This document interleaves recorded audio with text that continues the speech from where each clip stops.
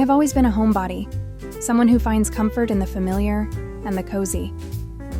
My sanctuary is a small, sunlit apartment in the heart of Charleston, South Carolina.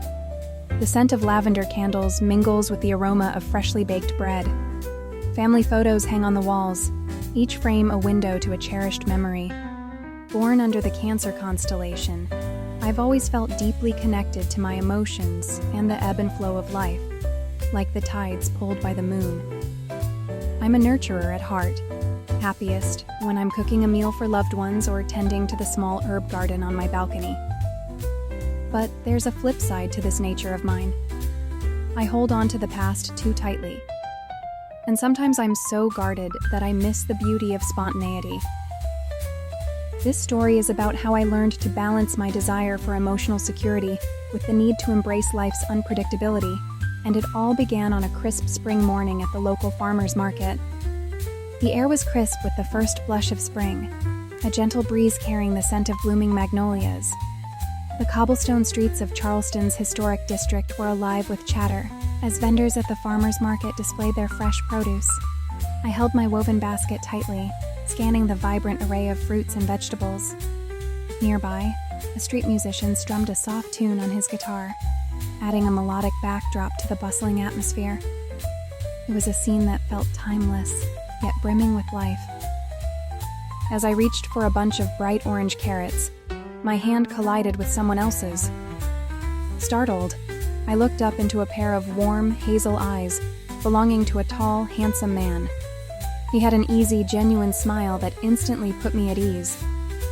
"I think these might be yours," he said, handing me the carrots with a playful chuckle.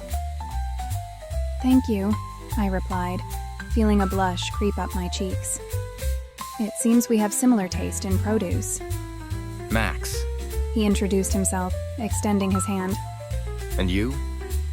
"Selena," I said, shaking his hand. His grip was firm yet kind, and I couldn't help but notice the slight calluses, a sign of someone who wasn't afraid of hard work. We fell into easy conversation, discussing everything from the market's bustling charm to our favorite ways to cook vegetables. He mentioned he was new to Charleston, having moved here for a job in architectural design.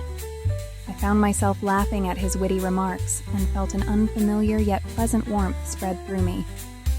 As we continued to chat, Max shared snippets of his life. He talked about growing up in Colorado, where he spent weekends hiking through the Rockies with his family. There was a boyish enthusiasm in his voice when he described the vast, open skies and the thrill of reaching a mountain summit. In return, I told him about my love for Charleston's sandy beaches and the comfort of its close-knit community. It felt natural, like reconnecting with an old friend rather than meeting someone new. Before we parted ways, Max pointed to a nearby stand selling fresh herbs. "You should try the basil there. Best in the market," he said with a wink. I laughed and nodded. "Thanks for the tip. And, well, it was nice bumping into you, literally," "Likewise," he replied, his smile lingering as he turned to leave. As I left the market with my basket full and my heart fluttering, I couldn't help but wonder if this serendipitous encounter was the universe nudging me out of my carefully constructed shell.